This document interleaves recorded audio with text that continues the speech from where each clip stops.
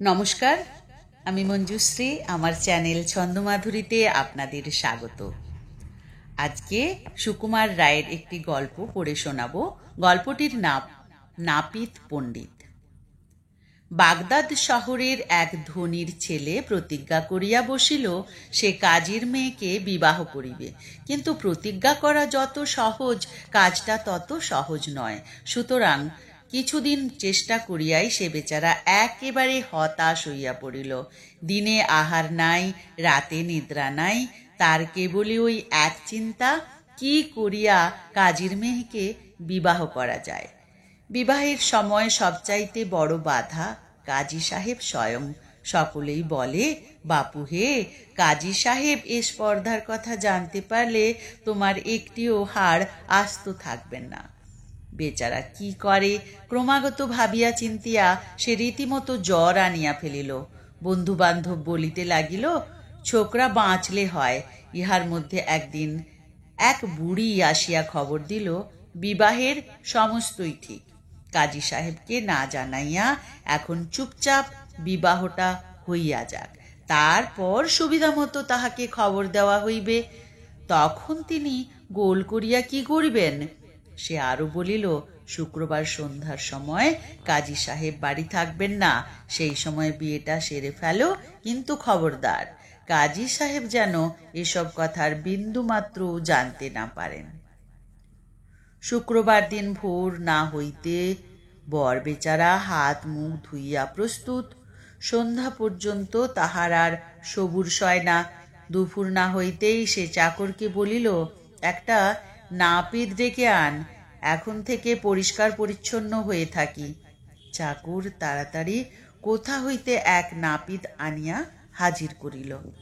নাপিত আসিয়াই বরকে বলিল, আপনাকে বড় কাহিল দেখছি, যদি অনুমতি করেন তো ছুরি দিয়ে বাঁ হাতের একটুখানি রক্ত ছাড়িয়ে নি, তাহলেই সমস্ত শরীরটা ঠান্ডা বোধ করবেন। বর বলিল, না হে, তোমার চিকিৎসা করার দরকার নেই, আমার দাড়িটা একটু চটপট কামিয়ে দাও দেখি। নাপিত তখন তাহার সরঞ্জামের থলি খুলিয়া অনেকগুলো খুর বাহির করিল।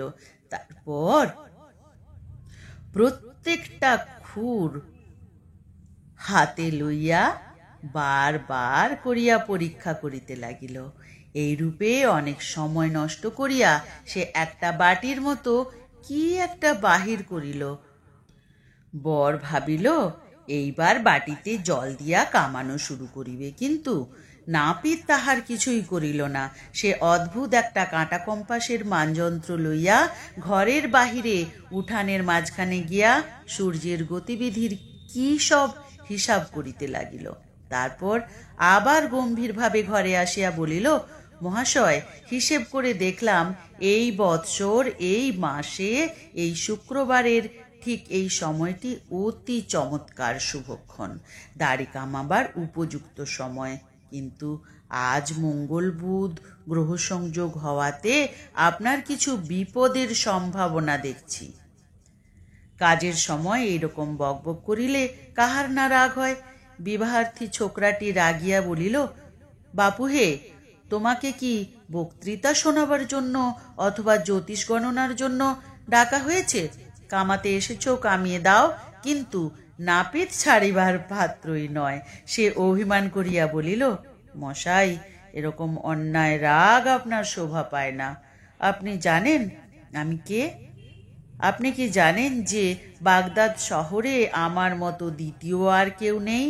আমার গুণের কথা শুনবেন। আমি একজন বিচক্ষণ চিকিৎসক।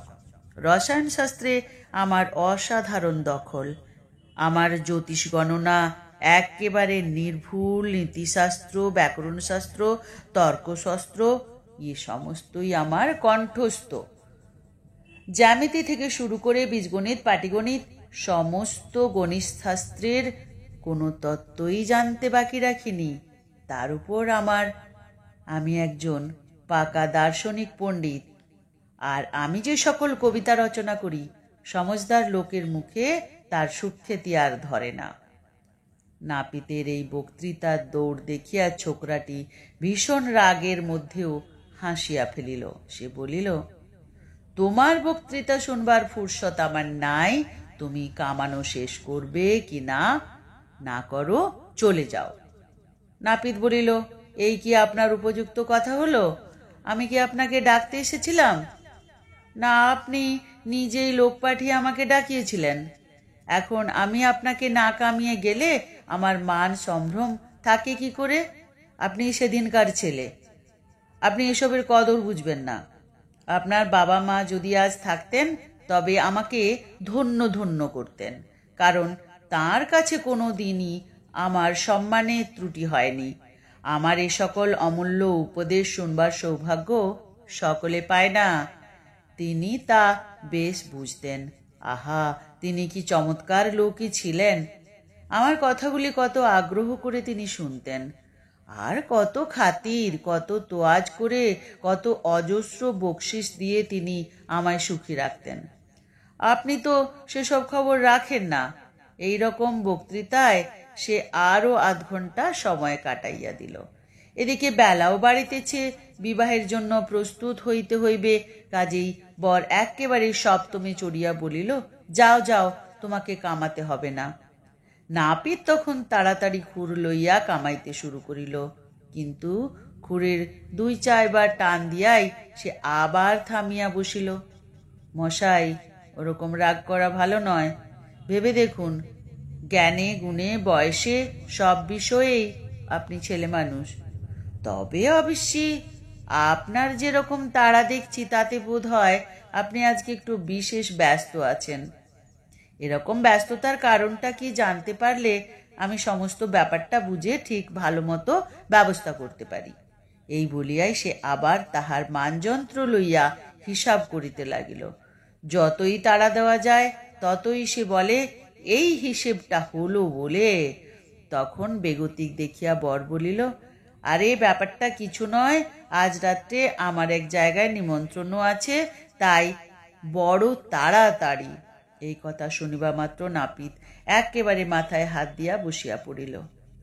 সে বলিল, ভাগ্যিস মনে করিয়ে দিলে, আমার বাড়িতেও যে আজকে 6 জন লোককে নেমন্তন্ন করে এসেছি, তাদের জন্য তো কোনো মতো ব্যবস্থা করে আসিনি।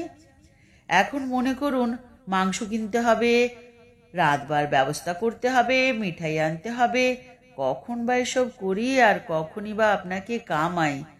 বর দেখিল আবার বেগতিক, সে নিরুপায় হইয়া বলিল, দোহাই তোমার, আর আমায় ঘাঁটিও না। আমার চাকরকে বলে দিচ্ছি, তোমার যা কিছু চাই আমার ভাড়ার থেকে সমস্তই সে বার করে দেবে। তার জন্য তুমি মিথ্যে ভেবো না। নাপিত বলিল, এ অতি চমৎকার কথা। দেখুন, হামামের মালিশওয়ালা জানতৌত, আর ওই যে কড়াইশুঁটি বিক্রি করে শালি, আর ওই শিম বেচে শালৌত, আর আখের শাহ তরকারিওয়ালা, আর আবু মোকারেজ ফিস্তি, আর পাহারাদার কাশেম, এরা সবাই ঠিক আমার মতো আমুদে। এরা কখনো মুখ হাঁড়ি করে থাকে না, তাই এদের আমি নেমন্তন্ন করেছি। আর এদের একটা বিশেষ গুণ যে এরা ঠিক আমার মতোই চুপচাপ থাকে, বেশি বকবক করতে ভালোবাসে না।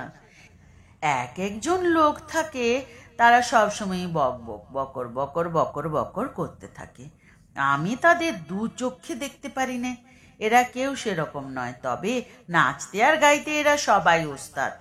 জানতও কিরকম করে নাচে দেখবেন, ঠিক এই রকম। এই বলিয়া সে অদ্ভুত ভঙ্গিতে নৃত্য ও বিকট সুরে গান করিতে লাগিল।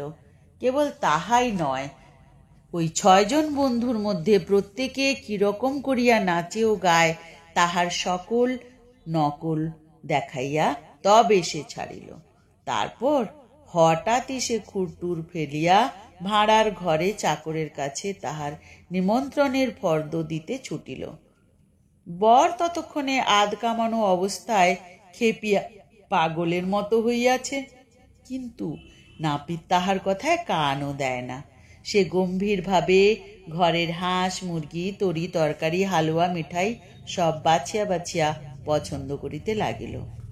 তারপর আরও অনেক গল্প আর অনেক উপদেশ শুনাইয়া অতি ধীর মেজাজে 4.5 ঘণ্টায় সে তাহার কামানো শেষ করিল। আবার যাইবার সময় বলিয়া গেল, দেখুন আমার মতো এমন বিজ্ঞ, এমন শান্ত, এমন অল্পভাষী হিতৈষী বন্ধু আপনি পেয়েছেন, সেটা কেবল আপনার বাবার পুণ্যে। আজ হতে আমি আপনার কেনা হয়ে রইলুম। নাপিতের হাত হইতে উদ্ধার পাইয়া বর দেখিল আর সময় নাই, সে তাড়াতাড়ি বিবাহ করিতে বাহির হইল। লোকজন সঙ্গে লইল না এবং কাহাকেও খবর দিল না, পাছে কথাটা কোনো গতিকে কাজী সাহেবের কাছে ফাঁস হইয়া যায়। এদিকে নাপিতও কিন্তু নিশ্চিন্ত থাকে নাই। সে কেবল ভাবিতেছে, না জানি সে কিরকম নেমন্তন্ন যার জন্য সে এমন ব্যস্ত, যে আমার ভালো ভালো কথাগুলো পর্যন্ত শুনতে চায় না। ব্যাপারটা দেখতে হচ্ছে। সুতরাং বর যখন সন্ধ্যার সময় বাহির হইল, নাপিতও তাহার পিছন পিছন লুকাইয়া চলিল। বর সাবধানে কাজীর বাড়ি হইয়া হাজির হইয়া খবর লইল যে কাজী সাহেব বাড়িতে নেই। এদিকে সব আয়োজন প্রস্তুত, তাড়াতাড়ি বিবাহ সারিতে হইবে। দৈবাৎ যদি কাজী সাহেব আসিয়া পড়েন, তাহার জন্য ছাতের উপর পাহারা বসানো হইছে। তাহাকে আসিতে দেখিলেই সে চিৎকার করিয়া সংকেত করিবে এবং বরকে খিড়কি দরজা দিয়া পলাইতে হইবে। এদিকে কিন্তু হতভাগা নাপিতরা বাড়ির বাহিরে থাকিয়া যে আসে তাহাকেই বলে, তোমরা সাবধানে থেকো, আমাদের মনিবটি কেন জানি এই কাজীর বাড়িতে ঢুকেছেন, তার জন্য আমার বড় ভাবনা হচ্ছে। বিবাহ আরম্ভ না হইতেই মুখে মুখে এই খবর রুটিয়া বাড়ির চারিদিকে ভিড় জমিয়া গেল। তাহা দেখিয়া ছাতের উপর সেই পাহারাদার ব্যস্তভাবে ডাক দিয়া উঠিল, আর কোথা যায়? তাহার গলার আওয়াজ পাওয়া মাত্র, কে আছিস রে? আমার মনিবকে মেরে ফেলল রে বলিয়া নাপিত হায় হায় শব্দে আপনার চুলদাড়ি ছিঁড়িতে লাগিল। তাহার বিকট আর্তনাদে চারিদিকে এমন হৈ হৈ পড়িয়া গেল যে স্বয়ং কাজী সাহেব পর্যন্ত গোলমাল শুনিয়া বাড়ি ছুটিয়া আসিলেন। সকলেই বলে, ব্যাপারটা কি? নাপিত বলিল, আর ব্যাপার কি, ওই লক্ষ্মী ছাড়া কাজী নিশ্চয় আমার মনিবকে মেরে ফেলেছে। তখন মারমার করিয়া সকলে কাজীর বাড়িতে ঢুকিল। বর বেচারা পালাইবার পথ না পাইয়া ভয়ে ও লজ্জায় একটা সিন্ধুকের মধ্যে লুকাইয়াছিল। নাপিত সেই হাজার লোকের মাঝখানে সিন্ধুকের ভিতর হইতে এই যে আমার মনিব বলিয়া তাহাকে টানিয়া বাহির করিল। সে বেচারা এমন অপমানে লজ্জিত হইয়া যতই সেখান থেকে ছুটিয়া পালাইতে যায়, নাপিত ততই তাহার পিছন পিছন ছুটিতে থাকে আর বলে, আরে মশাই পালান কেন? কাজী সাহেবকে ভয় কিসের? আরে মশাই থামুন না। ব্যাপার দেখিয়া চারিদিকে লোকজন হাসি ঠাট্টা তামাশা করিতে লাগিল। কাজীর মেয়েকে বিবাহ করিতে গিয়া বিবাহ তো হইলই না, মাঝ হইতে প্রাণপণে দৌড়াইতে গিয়া হোঁচট খাইয়া বরের একটা ঠ্যাং খোঁড়া হইয়া গেল। এখানেও তাহার দুর্দশার শেষ নয়। নাপিতরা শহরের হাটে বাজারে সর্বত্র বাহাদুরি করিয়া বলিতে লাগিল, দেখেছ ওকে কিরকম বাঁচিয়ে দিলাম, সেদিন আমি না থাকলে কি কাণ্ডই না হতো। কাজী সাহেব যেরকম খ্যাপা মেজাজের লোক, কখন কি করে বসে কে জানে। যা হোক, খুব বাঁচিয়ে দিয়েছি। যে আসে তাহার কাছেই সে এই গল্প জুড়িয়া দেয়। ক্রমে ছোকরাটির অবস্থা এমন হইল যে সে কাহাকেও আর মুখ দেখাইতে পারে না। যাহার সঙ্গে দেখা হয় সেই জিজ্ঞাসা করে, ভাই কাজের বাড়িতে তোমার কি হয়েছিল? শুনলাম ওই নাপিত না থাকলে তুমি নাকি ভারী বিপদে পড়তে। শেষটায় একদিন অন্ধকার রাত্রে বেচারা বাড়ি ঘর ছাড়িয়া বাগদাদ শহর হইতে পলাইল এবং যাইবার সময় প্রতিজ্ঞা করিয়া গেল, এমন দূর দেশে পলাইব যেখানে ওই হতভাগা নাপিতের মুখ দেখিবার আর কোনো সম্ভাবনা না থাকে। বেচারা বর মশাই। গল্প কেমন লাগলো অবশ্যই জানাতে ভুলবেন না। কমেন্টের মাধ্যমে জানাবেন আমাকে কীরকম ধরনের গল্প আপনারা শুনতে চান। আমি তো আমার কাছে যা বইগুলো আছে আমি সেইগুলোর থেকে গল্প আপনাদের শোনাই। ভালো থাকবেন, আসি।